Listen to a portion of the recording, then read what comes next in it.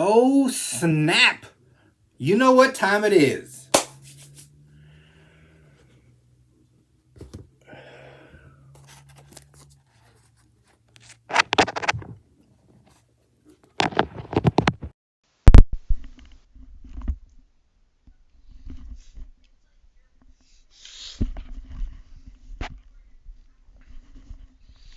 Hold on, I'm putting the headphones on.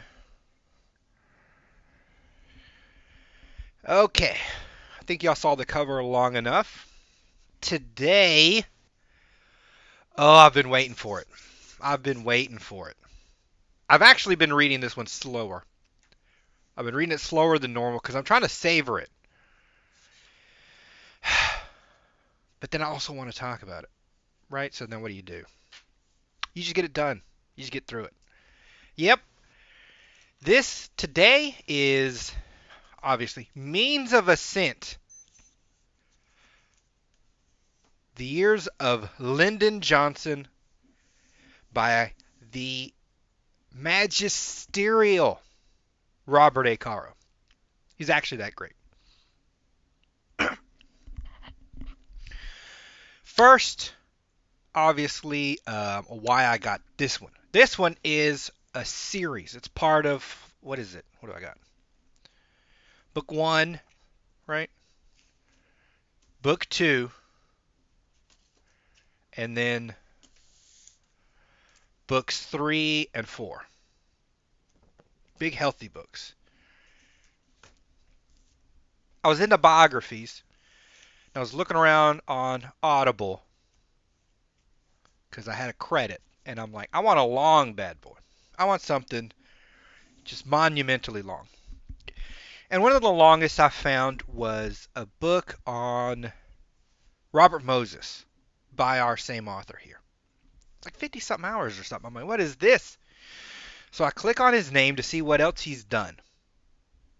And the only other book he's written is Lyndon Johnson.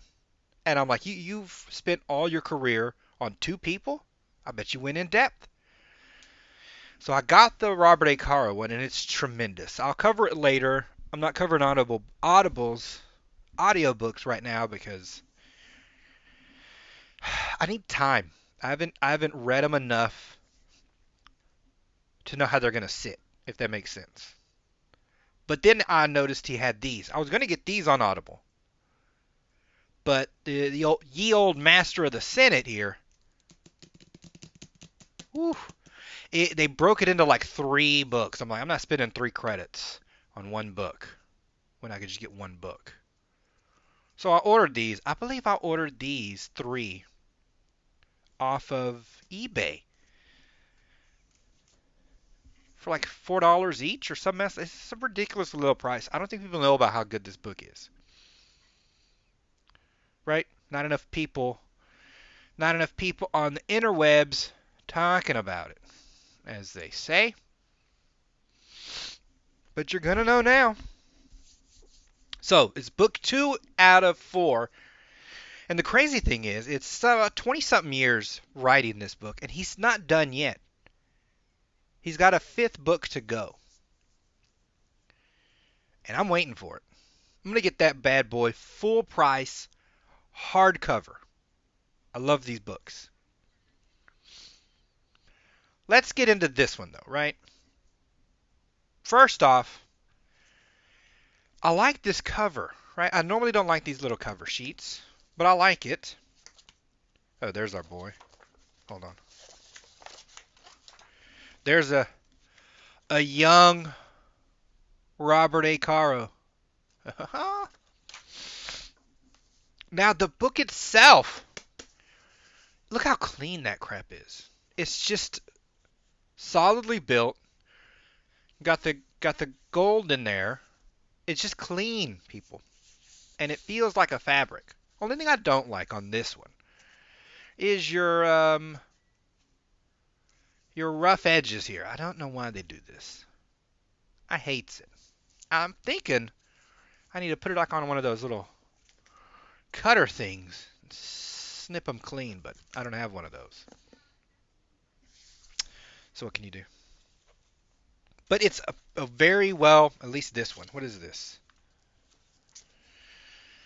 Alfred A. Knopf. Very well constructed book. Even if I had bought it back in ye olden day, the 90s, at a full price, right? You pay $20 for this. You pay one of these. What is these? $30 books. Whatever the cost was back in the day. If you'd have paid full price, yeah, it's $24.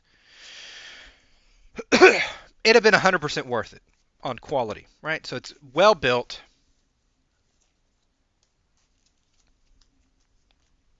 A well built book. It's been a problem on this channel before. If you haven't seen, go watch Peter the Great. Go watch Peter the Great. You'll see what poor quality is. Not good. Not good at all. All right. So this book picks up, and if you one, I'm gonna spoil it. Now I know that sounds a little bit strange coming from a biography. It's all history. It's world history. It's done and dusted. But I say spoiler because it's written that well. It's written in a way where you really get into the story. And if you don't know who wins the Senate race in 1941, I will, it'll be spoiled. And it would affect your reading of it. I've purposely not been reading other histories so that none of it can spoil this one. I don't want any little bit given away. My other video, I titled it different, I think, because it was one of my earlier videos. So, but if it's Lyndon Johnson, it's book one. It's the path to power, book one. That's just how it is on my video. Maybe I'll change the name for clarity's sake. I don't know yet. But this is book two, and it picks up right sort of where our other one left off. He has an introduction. I'm skipping it. Again, I don't want any. I want just the story. I don't want to be jumped ahead or anything like this. But it's not chapter one, right? He didn't put his intro as chapter one. I think it's a flourish he's adding. Okay. Hold Sorry on. About that. I had a little bit of a blow your nose situation. Yeah, I don't need that. Okay. This one picks up right where our other one left off. He had just lost the Senate seat to Pappy Pass the Biscuits O'Daniel. Right? Now that sounds funny. And it is funny. But you have to remember, when I'm talking about these events, it's not anything explosive, right? In the sense of most books. There's no, what is it? Lord of the Rings has Gandalf and magic and all these fantastical things. There's no spaceships, there's no explosions. It's history, right? So in that sense, you got to remember where to place it. But that's part of the skill of Robert A. Caro. To take normal events, right? Because you and I live our normal lives. And at first glance, if you wrote down your life, right? Like, here's my day yesterday.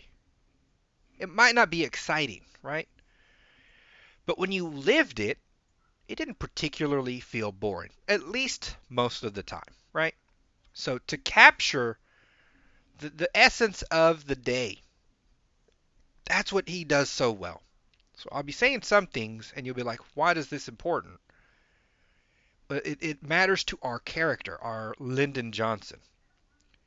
So when you're in a Senate race and you're spending mad money, and the guy across from you has a big hillbilly band, and he's passed the biscuits to Pappy, and then he beats you, you're going to remember that. It's going to have an effect, right?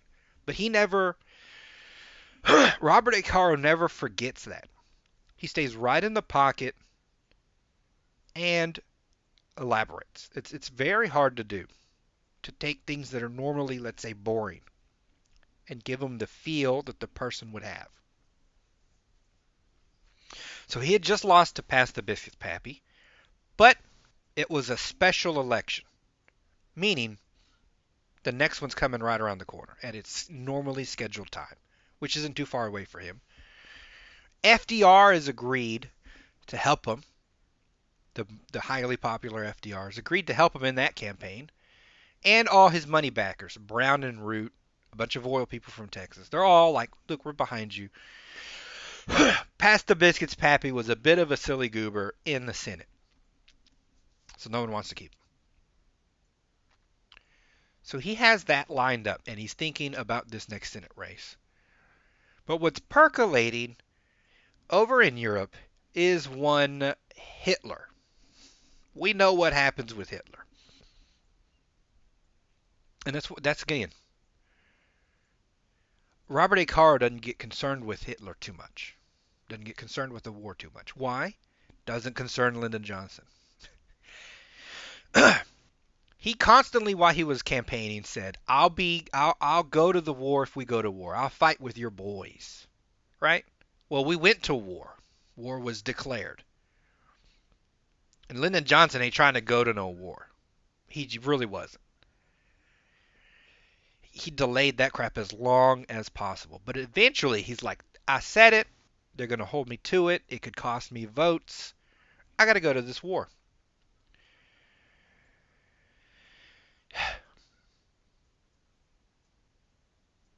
And it's gonna make a miss, right? There's a moment there where he's like, am I gonna miss this special election? And everyone's like, bro, you took too long. You have to go over there. You can't just stay over. You got to go overseas. You're gonna miss it, right? So he's sort of down about it, but he commits. It's funny, oddly enough, and this sometimes works in his favor sometimes. Sam Rayburn's the strongest person in the House of Representatives. You need him to get anything done. He liked Lyndon Johnson. But he's the real deal. He's honest, which I don't know why you're trying to be honest in the Senate, I mean in the House of Representatives, but Lyndon Johnson kind of turned on him. A little dirty. So he doesn't like him anymore. But he sees him like his son. So when his son is dressed up as a naval outfit and is going to go to the Pacific Ocean, he just lets bygones be bygones. And it helps him later on, right? But it's important to remember. This fool, he gets a job as a naval officer. And they're going to have him inspecting weaponry, right? I'm looking for a particular picture. Okay, I found it. They want him, what do we got? What is this? Naval Officer Lyndon Johnson. Is that coming in clear? That's actually pretty clear. That's him and his boy John Connolly. This fool just drives around or flies around America looking at naval yards, right? That's what he's going to do. So far, not in the war. And you're like, well, somebody's got to look at the naval yards, right? No. He goes to California, he says he's scheduled to look at them, and then just like drives off and gets new headshots done by famous Hollywood people. Literally headshots. Like he's an actor or something. The admirals and the people in charge of these bases are like, what the... I'm supposed to be having this officer scheduled. Where the crap is this idiot? You know? And eventually he starts showing up to these events, looking around at planes or whatever, him and his boy Connolly. And I kid you not, he doesn't like how the admiral talks to him. He's like, why is he talking to me like that? Why do I gotta... This isn't right. He asks anyone he can ask, the higher-ups, can you make me an admiral? I think that would be appropriate. Dude, literally, what is it? He's beyond some nerve. Literally asked to be made an admiral so that he would function right in America's Navy. I kid you not.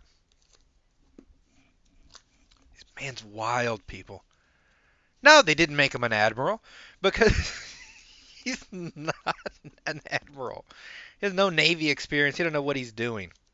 No, they didn't make him an admiral. Eventually, he ends up going to the Pacific. Good gravy, where'd that picture go? He ends up going to the Pacific. I can't find it.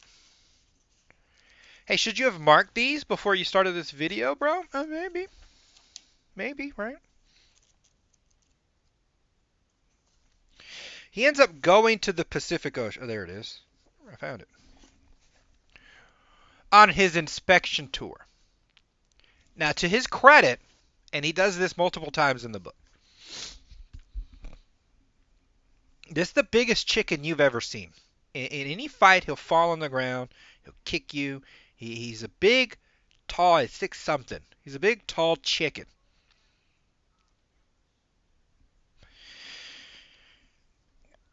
And he's dead set on his mind of political power. 100% that's what he wants. So when the two come to blows, right? When being a chicken versus political power, the chicken gets killed. It just dies.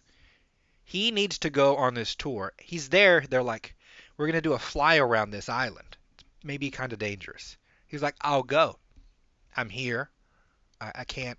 Because he knows if he just stayed on land, someone would tell someone and it'd get back and it could hurt his career. And so once that happens, there is no more chicken in Lyndon Johnson. 100%. He gets out on a plane, but it takes too long, and he's 6 something, so he's cramped in there. So he gets out to stretch his legs. When he comes back, somebody else had took his seat. They're like, hey, you got to find another plane. So he finds another plane. These planes go out on some island reconnaissance, and they're getting shot at, right? And the other pilots, the other soldiers there, the sailors, describe this. He's 100% fearless. Everyone else is white knuckling it. You have Zeros, the Japanese Zeros, flying after you. You're in this big slow thing. You're probably going to you could get shot down and die. Everyone's nervous. Lyndon Johnson is as calm as can be. He's standing on a box so that his head can look out the little dome, right? And he's like, they're over to the left. Right? Now, when you look out and you see a plane coming right at you, that means the gun can hit you. I mean, it shoot you in the face. He's staring right at it. He doesn't care. Absolutely fearless in that moment. The other plane where he would have been sitting, gets shot down. I think everyone dies on that plane. Gone. Congressman or whoever was there, gone. Just like that. Luck. Fate. What is it? No one knows. But while he is over there, he ends up getting a Medal of Honor from General Douglas MacArthur. And that's all that happens. He has one flight. He gets shot at once. He lands. He starts this long trek back home. Goes down through Australia. On and on we go. It's a long way. At first, he pretends, I'm not worthy of this medal. We're going to send it back. But he never sends it back. Next thing you know, he got one silver, polished up, pinned to him all the time. And this thing comes into play in the next campaign. The war stories that come out of this about knowing a guy named Ted and Ted dying and being in a foxhole or my plane all shot to tatters. I mean, the lie, whatever you think the lie is, it's probably worse what this man said about this service record during the next coming up campaign. It is hilarious. He has no qualms. Zero about lying. Fabrications. He'll lie to your face. He doesn't care. Now, you can take that judgment however you want. Personally, I don't care. You're a politician. You're surrounded by nothing but goblins and liars. You should probably be the best liar there is. That's what I want. I would pick this for my representative. An honest representative doesn't get you anywhere. Let's just be honest, right?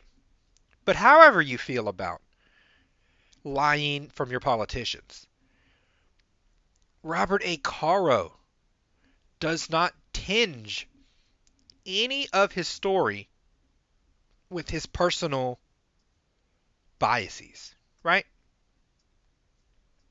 If we're in Texas, he's giving you a very fair, honest, beautifully described Texas. You get, if you've never been here and you read this book, you get a sense of the state.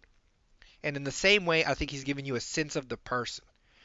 He's not being biased. He's not saying this man shouldn't have lied or being moralistic about it in any way. Mind you, he's also not being a robot. Hold on one second. My dumb nose wants attention. He's not like what was I saying? He's not in a robot either, right? So you get like a textbook or a poorly written history book, and they want to be almost automatons, right? Like if I watch a skillet fall on someone's foot and they're going, but they don't say anything. That's the fact of what happened is he didn't say anything, but he said something with his face, right? He, and you can, as an author, give me that. You can give me that moment. It's words beyond words of fact, so to speak, that are still applicable, right? So he doesn't forget anyone's feelings in the book, neither the feeling they elicit in others, right? And these swirl around with these great descriptors of where we're at, and it's very much alive, even for being in the 1940s, right? It's very much alive. I get it. I'm very present in these situations. It's genius. Okay. So that's the extent of his war. He gets called back to Congress, which a lot of congressmen didn't go back. You got some hard-nosed cats who were in actual foxholes with dudes, fighting actual Nazis. They're crazy. But he took the first opportunity he could to come back. He placated them.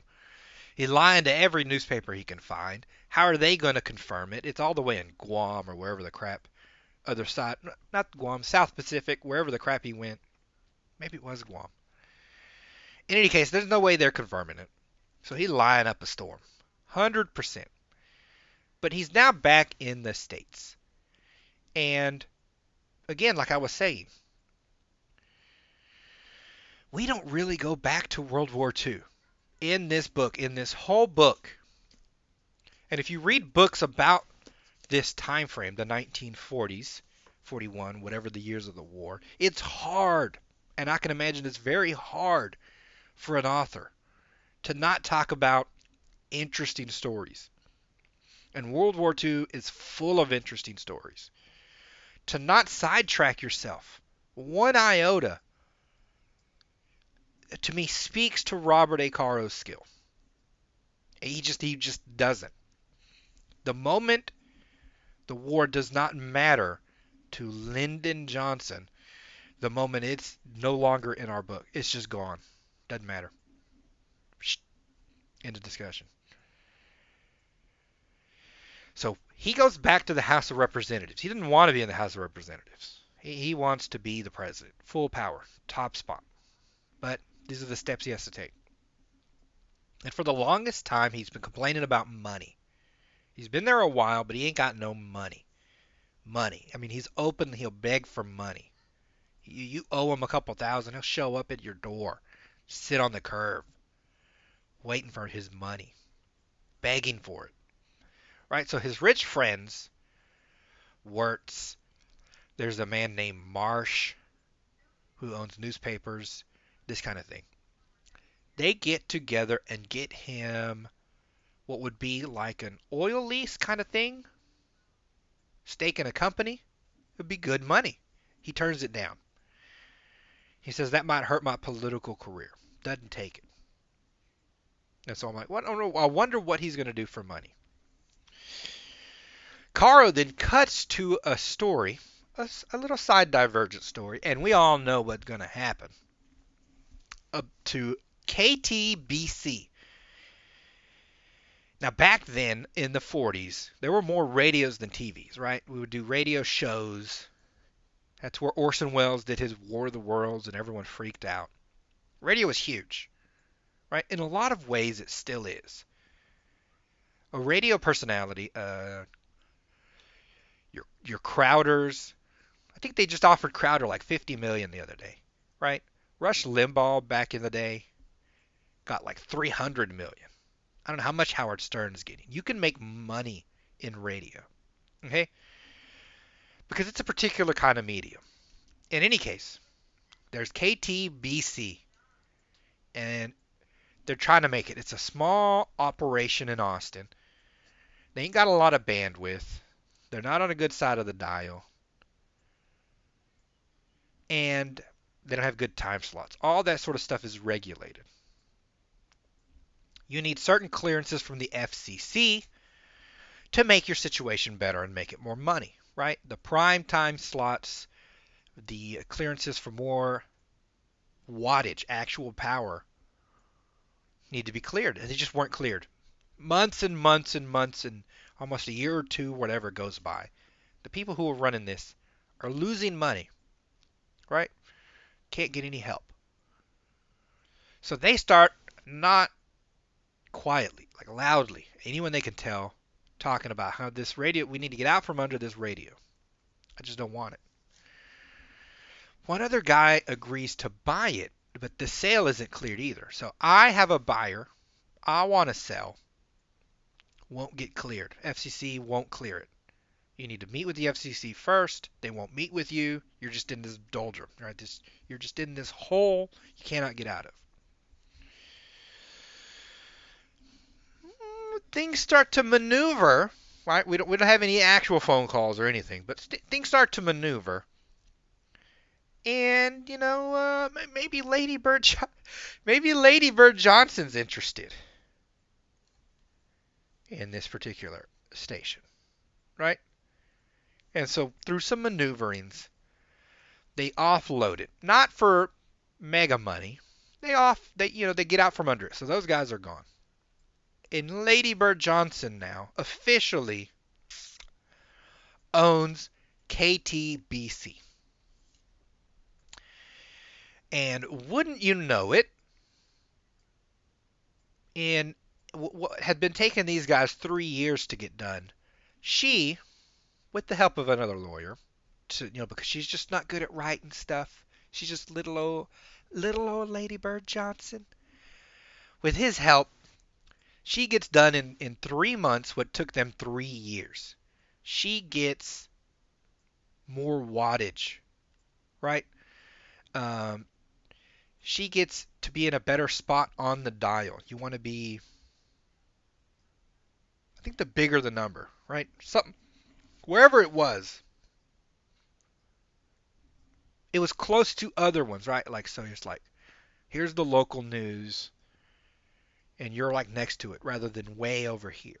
Because people want to be, I found a show to watch, right? You would go and it'd catch them. So if you're on the ends, you didn't want to be on the ends. You wanted to be sort of in the middle, in the heart. She got a better spot, right? She got more wattage that took over some areas that were coming in from Nebraska or something, right?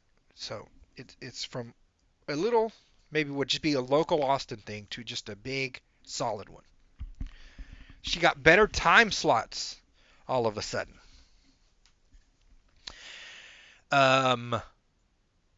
Lyndon Johnson went and had a conversation, and the dream of all dreams, the guy had been dreaming, he ended up with a CBS affiliation, right? And so that means you got all the big primetime shows. All the locals are going to want to advertise with you in the Austin area and beyond, and your rating is going to be massive, right? So lawyers, grocery stores, whatever, right? It's real money. It's this essentially TV of that time. And for obviously, Lyndon Johnson has nothing to do with it. Nothing whatsoever. That's all Lady Bird's things. I'm too busy in running and helping the people in Congress to do anything with that. Did your political office help in any way? Your obtaining of KTBC.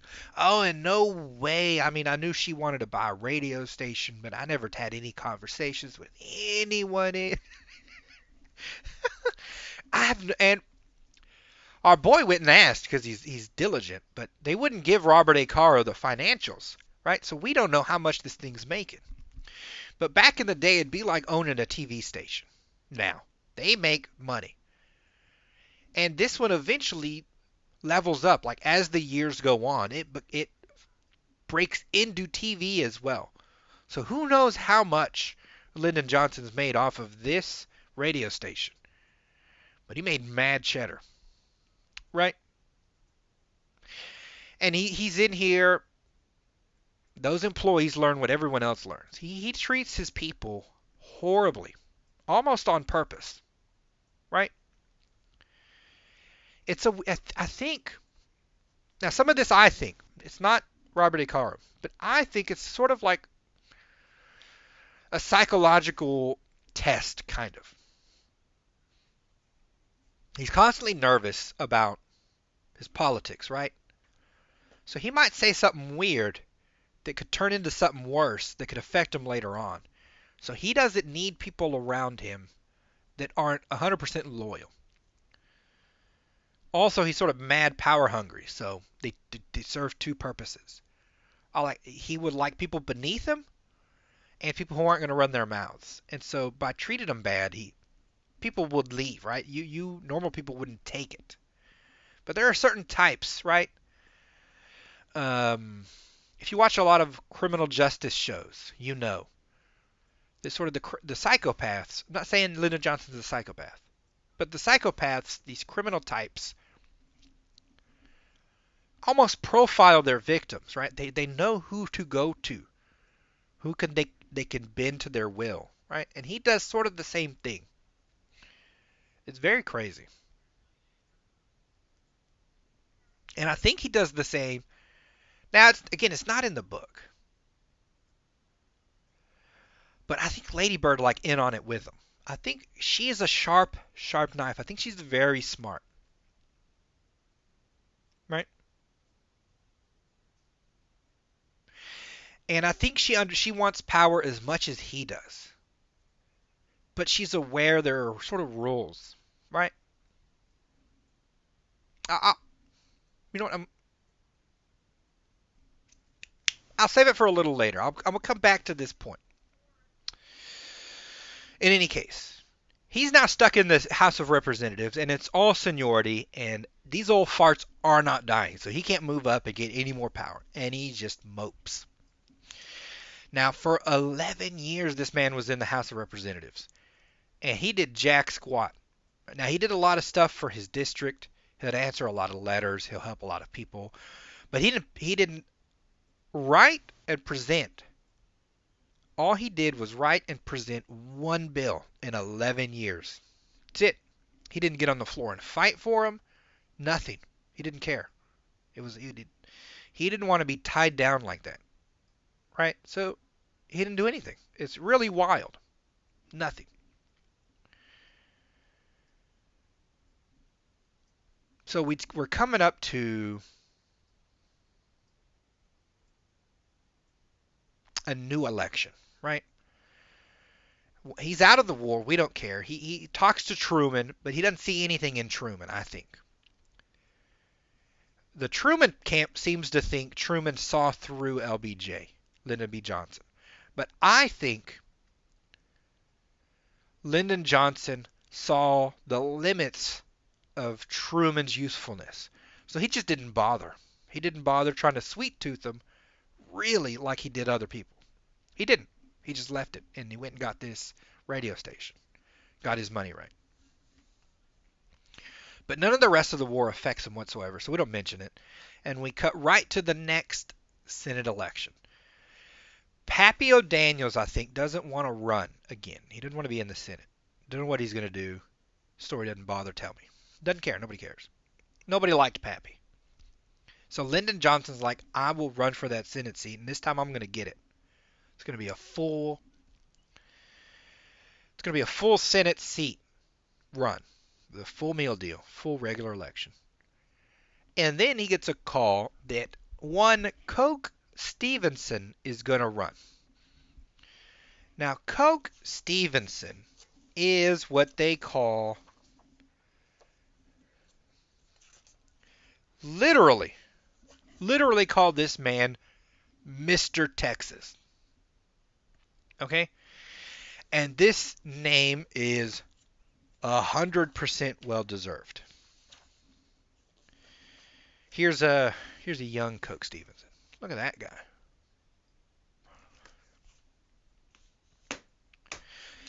He goes on a what seems like a divergence, right? Like this part shouldn't be in the story, but if you think about it, it absolutely should. Because what we have now, we all know Lyndon Johnson ends up being president. And to me, that's like if you did it in terms, that's he becomes the king, right? And once you become king, now everything behind you has more importance, right? Like I said in the last video, if you just like walk into a Waffle House, doesn't matter. If the king walks into Waffle House, it matters, and we remember because he'll do things that affect everyone from that Waffle House, right? So this is the path up for Lyndon Johnson, and this becomes one of his great challengers. And a challenger to the king should be remembered, win, lose, or draw, right? And like I said, I don't know if he wins this Senate race. But we come to Coke Stevenson, and he backtracks us, and it doesn't take long. Coke Stevenson is the real deal. He's 6 something, so he's tall like Lyndon Johnson. Stoic. He doesn't talk a lot. Doesn't even like politics. He started driving a caravan, which is one sort of wagon pulled by a horse, when he was like 14 years old. And this would be between 2 desolate towns in Texas, right? So when you're out there, you're just going to sleep out in the wilderness. There's no roads. There are like 5 little streams that are, deadly that you have to cross each time. I don't know. Indians might still show up at this time or not. In any case, it's dangerous and you're by yourself. Rattlesnakes, the works. And at 14, he's doing this all day. He's driving these. It takes a week to go by wagon from one of these towns to the other, but that's his route. And each night he sleeps and reads by firelight, teaching himself banking or whatever. Reading. He'll get to one spot, take a nap while they load it up, head back out. He did this for years till he saved up enough money to buy the ranch of his dreams. There are some waterfalls from some springs, Crystal Springs or something like this. Bought the ranch of his dreams with saved up money, all earned off caravans. Then he applies for a job at a bank because he taught himself bookkeeping. They laugh at him, but say, I guess we could use a janitor. He goes from that janitor spot to running the bank and respected. Like the owner is just like, if you ever want to run this bank again, you just give me a call. I'll let you run the whole thing. But I know you're built for bigger things.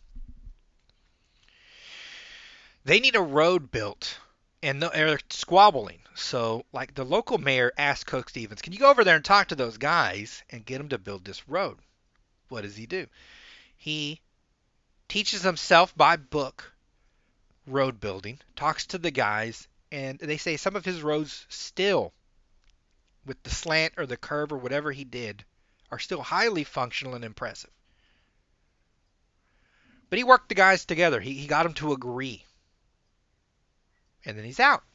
And then they're like, we need he goes, he's working at the bank until he teaches himself law. Literally teaches himself law. Never went to law school. Passed the bar. He's a Texas lawyer. Only takes clients he believes in, obviously. And he's highly successful in law. Then at some point, they're like, Coke Stevenson, we need somebody to help catch these cattle rustlers and bring them to justice. Would you be our county attorney? He's like, fine, but I'm not going to stay. I don't want to be no politician. This man, okay, let me see. I got to turn the page. This man goes and lays out in a field at night waiting for cattle rustlers with Frank Hammer. Frank Hammer is a legendary Texas Ranger. I mean, this dude got in shootouts. This dude went after all kind of criminals. He shot up Bonnie and Clyde. This man's wild. Frank Hammer is the real deal. You should make movies out of Frank Hammer, hanging out with him. Right? They're both younger, laying out in the field. Now, if you get a cattle rustler in Texas, they might shoot you. It's Texas. So there might have been some gunplay. In any case, he brought the criminal in. The criminal's the son of a rich person. So everyone's like, oh, he's going to get off. And that rich guy starts to like badmouth Coke Stevenson. Man doesn't even defend himself. He's like, I'm not going to respond to that. He walks the guy into court, then convicts him, then leaves the job.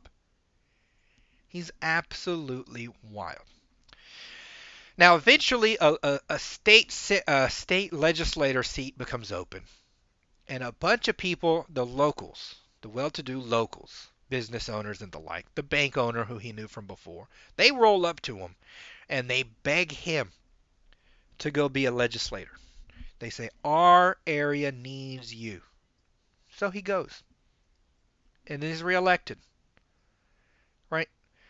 From there, he becomes Speaker of the House of the Texas State, whatever, Representatives. The other delegates are like, we need you to be our Speaker of the House. He's there for a record term, right? Normally you don't get it twice. He's there for twice. And then he just leaves. I'm like, I'm done being a legislator. They then, all the legislators on top of, and when I say they come and beg, on his ranch, this big ranch, living with his wife who he loves, he doesn't have a phone. You have to drive out to his ranch, walk up, and then ask him. Because he's not going to put a stinking phone in his stinking ranch, right? He's not going to do it. He's the real deal. Also by real deal. He's 6'2", manly man. And I'm talking, he's at making fence posts. And normally in a fence post, you get the little digger. You dig down a hole, stick the post in. It's the hill country of Texas. So it may have a few inches of dirt. And then we're hitting rock. So he has to get a big metal pole spike. It's just iron spike. Probably 5 feet long. And smash into the ground hard enough to bust a hole to put a fence post in. And he's doing this all over his ranch. He hand built his own place, right? I think there was a fire at some point, and then he rebuilt it out of like all cement. He shears sheep, right? He's hacking away at trees. Manly man. So they roll up to him, and they're like, Mr. Coke Stevens, this state needs a governor, and it needs to be you. And he's like, no, I don't want to. They beg him. His style of campaigning. Oh, hold on, I'll get to that later. They beg him. He becomes the governor. Then I think he becomes a 3-time governor, which is a record in Texas. 2-time at least. Record number of times as governor. And then he's like, I'm done. I'm going to go back to my ranch, live with my wife. Oh, no. She died as he was governor. RIP, right? RIP Coke Stevens. But he serves all this time. retires, goes to that ranch. He's going to be happy there. The thing is, right, his wife had died, so he's just there by himself. Now, maybe this had a play in it. We won't know because he doesn't talk that much. And he is beloved in Texas, right? That's the main point also. We come back to Lyndon Johnson. Because the way he talks, and as I read it, and I'm from Texas, I swear, I kid you not, if that man ran now, I bet he'd win. Knowing Texas the way I do, we'd put that guy in office. He's the kind of guy we like. Anyway, we're going to cut to Coke Stevens versus Lyndon Johnson. The campaign's going now. Now, Coke Stevens, the whole time, he never ran for office, really. He'd get in a truck or a car with a few other guys. He'd drive into town, go to the courthouse, shake hands, say, hello, my name's Coke Stevens. I'm running for legislator or governor, whatever it is. That's what I'm doing. You got any questions for me? I'll come back later. They ask him questions, he'd answer. And he'd go county by county all around Texas answering questions. And each time he came back around, there'd be a bigger crowd, bigger questions. Not giving speeches, not making campaign promises, not doing anything any politician does. He's just Coke Stevens. Just his sheer Coke Stevensness. He's like, this is what I do. I'll ask anyone in this town. It's what I've always done when he had a record. Look at how I vote. If that's not good enough, don't vote for me. That's all he does. So while this man's driving around, Lyndon Johnson's over here. And he knows Brown and Root, and they're a huge construction company who he's given lots of contracts to. Mad cheddar. They start spending money like water. Like water. It's 1948, I think. It's, a couple of $100 is a lot then. He's spending thousands everywhere. Normally you would get polling done once a month, maybe. He wants it done once a week in triplicate. He wants 3 different polls done every week by, 3 different people. Thousands of dollars on that. Thousands on staff. Thousands on flyouts. Now, what he's doing with the polls is he's trying to find the verbiage and the issues that are going to stick, right? And I think he's the first time in politics, right? Modern politics does this all the time. He was the first one to do this, and this was the campaign he did it in. Spending like mad, a modern style campaign versus the beloved Coke Stevens, and it's not enough, right? Brian and Root are just buying in. They're like, if he goes, all our contracts go. So whatever it costs is what we're just gonna have to pay. I'm talking, you get brown grocery bags. I don't know if you've seen the paper bags. His boy John Connolly, who'd be running the money a lot, said he went and grabbed a bag like that, and inside of it, cash, $50,000. Then they went and ate pancakes and left. And he left the bag of $50,000 in the seat. They raced back and got it. Luckily, no one had taken it. But how much money are you dealing with when you forget a bag of $50,000? And he's like, that's just one of many. He said, I was moving a lot of bills. That's what he says. One of many. Don't know how much this man spent. Ungodly amounts of money. Literally on the radio twice a day, every day. Mail outs. Full pamphlets that look like newspapers sent to who knows how many thousands of voters in Texas. Just whatever he has to do. And it's coming up to be not enough. The polls are saying he's behind. He's closed the gap, but he hasn't beaten Coke Stevenson yet. That's how popular Coke Stevenson is. So what he then also does is he goes down to, what is this? Southwest Texas. Hold on. He gives us a map. See that gray area right here? Right over here? This is what they call the valley. He goes down into here because it's a particular area in all of Texas. There's a lot of Mexicans, obviously it's that close to Mexico, and their culture had where they would all work for a jefe. That's what they call him, a boss. In Mexico, he would own a huge ranch. He'd employ lots of people, and he'd help them, right? When they have a kid, he'd give that kid a job. If that kid wanted to be a doctor, maybe he'd pay to go send that kid to school, this kind of thing. He was a benefactor. Sometimes he's not so benefactory. So we have a few people, Americans, in these counties that run it like they would be in Mexico. One of them is called the Duke of Duval. One owns Laredo, one owns Zapata. They own what they call boxes. They own the whole area. There's no contract that gets done without them. They have what they call pistoleros, literally Mexicans who have pistols on their hips. Oh my God, I gotta find this picture. Salazar is one of them. A big, tall Mexican. Where's this guy? Where's Salazar? And they're enforcers, literally. If he wants something done, they're going to go do it. And if that means somebody gets got, people get got. Somebody got shot up in a cafe once. They don't care. They're non-law abiding people. The Duke of Duval, is the law in Duval County. No way around it. Hold on. This guy. Oh, here's Frank Hammer. Look at this guy.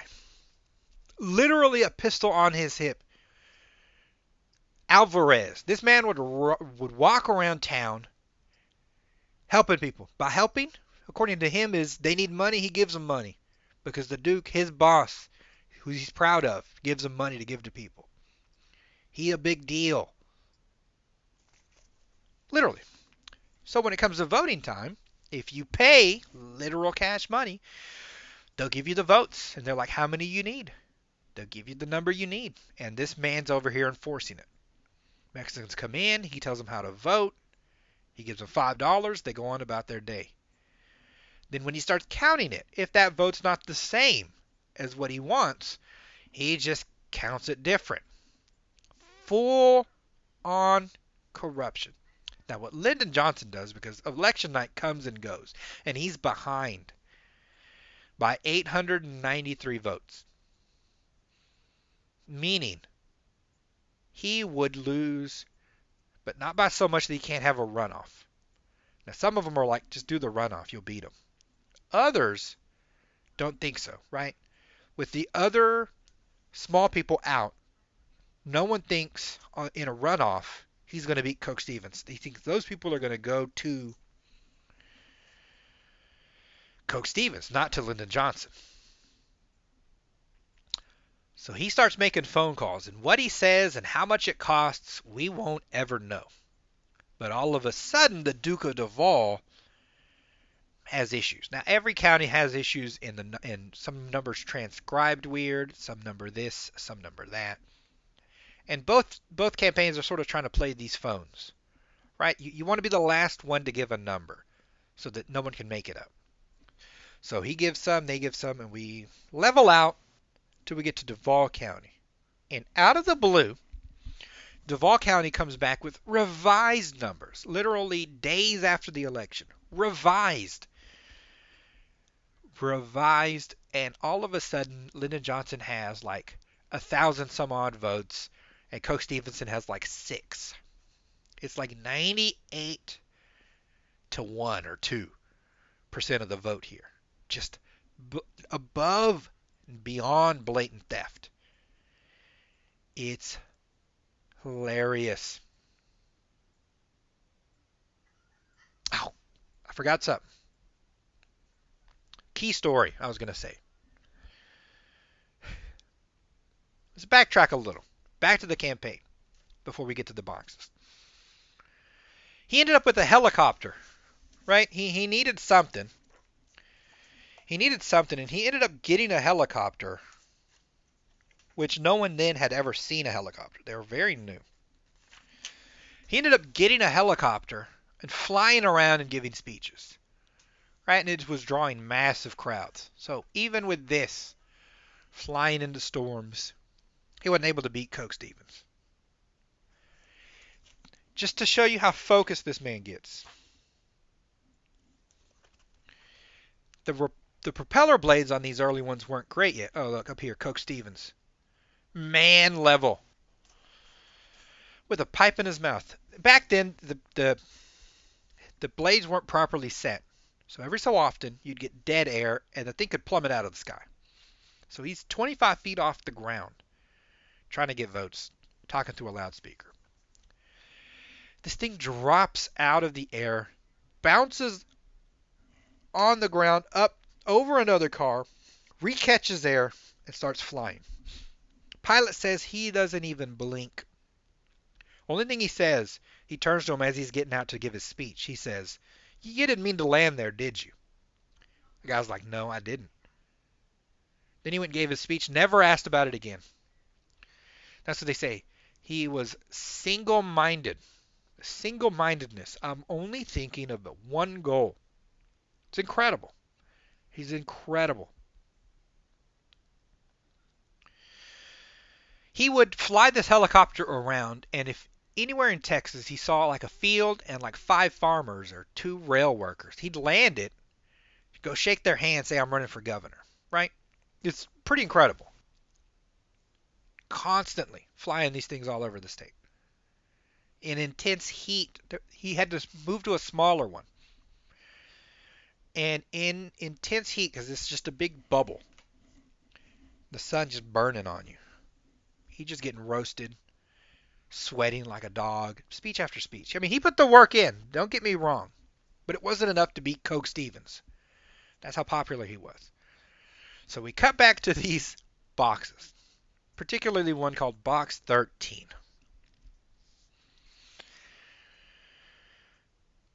Coke Stevens is sure he cheated. He's sure he cheated in Duval County. So he meets his friend.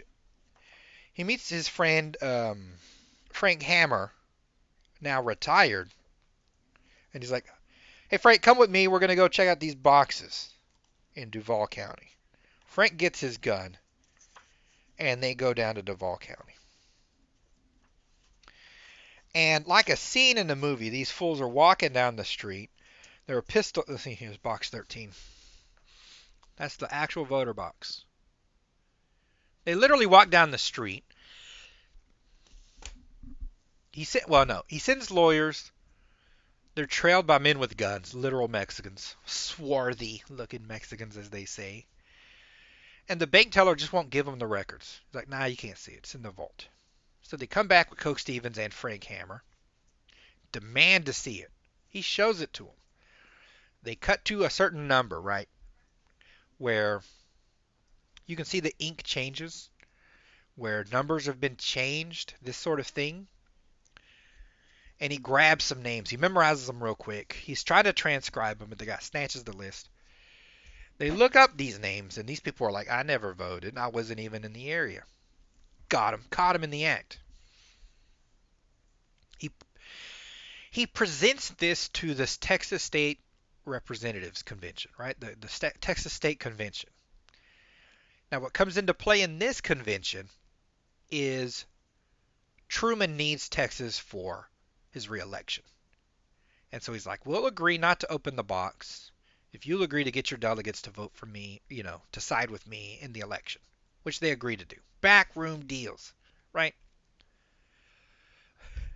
We're up all night. We don't know if money's changing hands. We're putting all kind of pressure on everyone we can find to make sure no one opens this box. And in the little committee, just to agree to put Lyndon Johnson in. The end comes where they don't rightly agree to this. They want the box still looked at, but they agree to put Lyndon Johnson in. So it's like a half a victory. In any case, he got it. And they think it's done. But Coke Stevenson is a lawyer as well. So he's like, "I'm not done yet." He then takes that argument to court. He wants it to court before he's sworn in or before he's placed on the ballot. That's what we're fighting for. If you make it to the ballot as a Democrat in those days, guaranteed to win in Texas, right? But if you don't make it in time to get on the ballot, you're going to lose. A write-in campaign's not going to work. So it's a fight for that. This judge says, you know what, let's look at the boxes. And their whole argument's like, it's beyond your jurisdiction. You can't look at this box. And he's like, I'm doing it. I'm looking at the boxes. He sends people down to Duval, and we're going to start some cases. So he has a problem, right? If we look at that box, and the evidence is made bare, I'm going to lose this bad boy, right? He doesn't want to lose. So he gets all the, Lyndon Johnson literally gets all the best lawyers he can. And they start brainstorming what to do. They need it in a higher court that can strike down the lower court. And they're trying to think of a way to win their presentation to all of them. He brings in another guy. I forget his name. I didn't write it down. But he's like a wizard. A very, very smart. They said the best lawyer to come out of Yale. He's just a legal mind is a genius. He listens to all what they're going to say. And he gets down to the root of the problem. He says the root of the problem is speed. Right? You need to get this done before the ballots go out so you can be on that ballot. Otherwise, none of it matters anyway. It's not about winning or losing. It's about fast. So his idea is to present a weak case to a judge that would be against it to begin with. In a way, he'll be against. A setup to fail. Right? So if you fail at the lower courts, then you can appeal directly to a Supreme Court justice. And he says, I'm sure if we get to there, we'll win on jurisdiction. And that's what he does. We have dueling court cases where, on the one hand, we're prying open boxes one at a time. Our Salazar, our Pistolero's lying out of his teeth, saying he didn't know this or that. But we're getting down to the nitty-gritty. If we get box 13 open and it just shows the facts, even our Salazar said, I'm just going to be honest. I'm not putting anyone under me under the bus. I'll take it. But he's going to be honest. So if we get that box open, it all goes bad. We're talking to this judge, and he ends up agreeing with their argument. It needs to be written up and presented. And it's written up and presented literally as a hand was on a 10. We don't know if that 10 was this 10 or that 10 or which one it was, but it never gets opened. The justice, the Supreme Court said, shut it down, we don't have jurisdiction. And that's it. They can't open the box. Coke Stevenson failed in court multiple times. He loses. Lyndon Johnson's the new senator from Texas. And what's it called? This is important for a couple of reasons. Like even now, right? Like if I had read this book, I'd have known how the presidency was going to go. Even with Trump and Biden, where there was this legal issue. At the end of the day, even if they cheat in a state, I think the Supreme Court said we're not going to look at that. Right? That's just the way it's going to be. If the states are allowed to cheat in an election, it may sound antithetical to you. It may sound unreasonable, not real. You know, what is it? Antithetical to the American way. But it is what it is. The courts have said we're not interfering because an election is a private entity thing. So in that sense, Lyndon Johnson had the right idea. You do what you have to do to win. And in another sense, this is on Coke Stevens as well. He was a record-setting governor for the longest time. He knew, like everyone else knew, that there's corruption in Duval County. If he'd have cleared it away then, while he's governor, he'd have won that Senate seat. Right? So it's like the fact that he didn't work hard enough, even as hardworking as he is.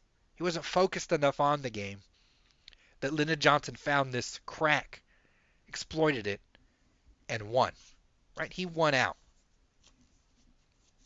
And that's all that matters. That's another thing. Lyndon Johnson knew that everyone else sort of didn't. One of the judges was like, "Why don't y'all just rerun?" And Lyndon Johnson's like, "No, I got the chip. I'm keeping it."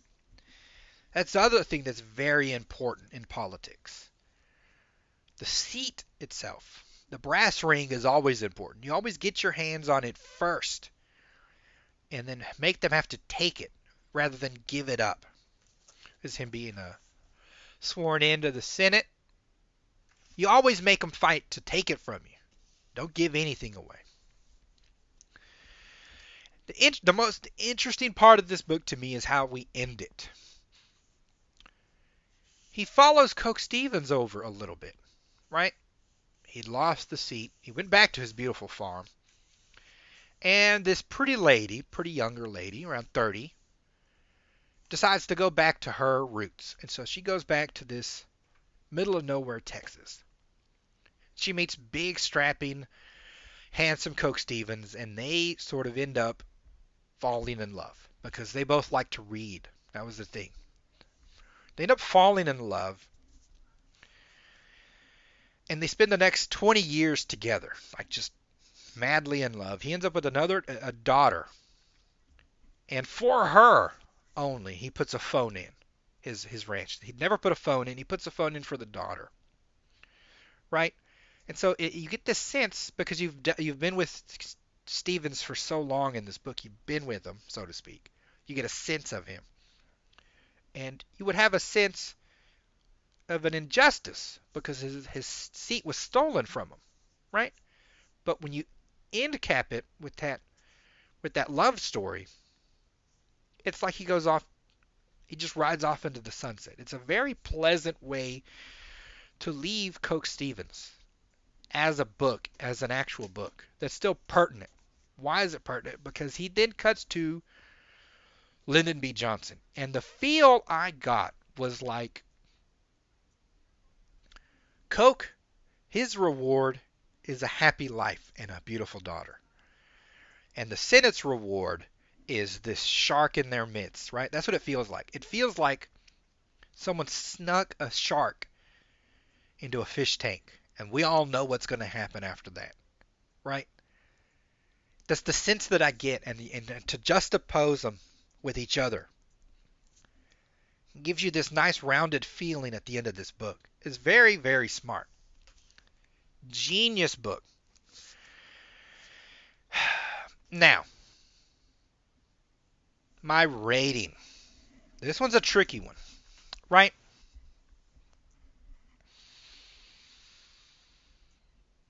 I want to give it a 4. I want to give it a 4.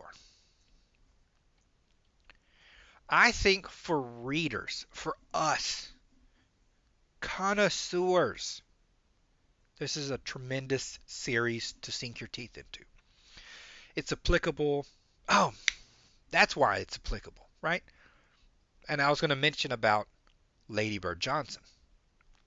There are rules to politics. There are rules to anything. And if you read The Prince by Machiavelli, you'll sort of see these rules, and you'll see them work over and over and over again. That's why I said about she's short. Lady Bird Johnson's short. Lyndon Johnson 6'2". Coke Stevenson 6'2". He says in Machiavelli, he says that's one of the rules is you should be tall. You want a big tall guy who dominates a room, who's aggressive, who's this and who's that. It's one of the rules. So I can see like a power hungry ladybird understanding that she can't sort of get the power that away. She'll have to use another way. And then for that person to meet LBJ, and then for both of them. It's kind of like, when those criminal justice shows, when like the couples kill together or something, it's just like the perfect pairing of two crazies who are power hungry. They feed off each other so well. He does a thing, Lyndon Johnson, where he'll like just treat her, Lady Bird, like garbage in front of people. And she just takes it. Now, I don't think he's doing it just to treat her like garbage. I think they both watch rooms to see how those rooms react to him treating her like garbage. Right? It's a way to mine information out of the person without them knowing. And in other instances, she'll like be in a room with the wives, and the wives will like her more than him. It's all weird psychological warfare. And I know this is all my theory now. I know you might think I'm nutso, but there's a part in this book where poor little old Lady Bird, who just doesn't want to give a speech, is driving around Texas to go give a speech at the end of this campaign, and she rolls the car. She rolls it. She loses control. It rolls, ends up in a ditch. She gets some bruises. And she gets her aide to the hospital, then finishes what she was going to do. She goes back on the road, gets another car, goes on the road by herself, finishes up some speeches, and never tells anyone in the campaign. Now, I'm sorry. Now, again, Robert A. Caro's not saying this. This is your boy saying it. That's not some wallflower who's just too afraid to give a speech. That's something else. I think she's as sharp as Lyndon Johnson. I think he may be just that bit sharper, but they're both sharp knives. They're both in the game. And that's how I take it when I read these books. As much as people just want to say Lady Bird's just this pleasant little lady, I think she's a sharp knife. And she's going to end up cutting the same as everyone else. Just maybe behind the scenes. Yeah, that's what I was going to add. All right. Back to my rating. Glad I remembered. I think it's a 4 out of 5. I think the ways they're examples, right? Real world examples of like Machiavelli, of how politics works, of things that affect now still today, on top of wonderfully written, right? And even if you're reading it and you just get out of it how unbiased he is, it'd be worth it. Because you'll read other biographies that will be more bland, that can't help but put their biases in. William Manchester, great biographies, but he can be snarky. He's British and snarky. I'm reading this one by Carlyle about Frederick the Great. Very snarky. They're both British, I think. Right? They can't help but put their attitude in. It doesn't ruin it, but it's there to be seen as a reader that someone can be that unbiased and still descriptive and still give life to these things. Because as you read, the Senate race is very alive, right? It's very dramatic. By the end, I didn't know if he was going to win or not. He ended up winning. If you get the physical copy, skip the pictures because they spoil it, right? But it's a tremendous book, and it's not for amateurs, right? If you're a casual reader, this isn't a 5-star book. It's not for casuals. You'll get bored, right? But I think if you're a real-time reader, it's up there with one of my all-time favorite series. It's so well written. You get so invested. It feels so alive and still remains. Like, I've seen movies about the 40s where I'm less connected because they're in payphones or the way they dress or whatever. Something takes me out of those movies. But nothing Robert A. Caro does takes me out of this book at all. It's absolutely tremendous, detailed, and you leave with, like I'm doing, or I formulate these ideas on my own because the picture's so clear, right? The picture's so clear of what happened. All right. Whew, this one's going to be long. I'm going to be uploading forever. I'm going to run a bit of a shorter ad space here so that I don't have to be here forever uploading. This is one of my favorite books, though.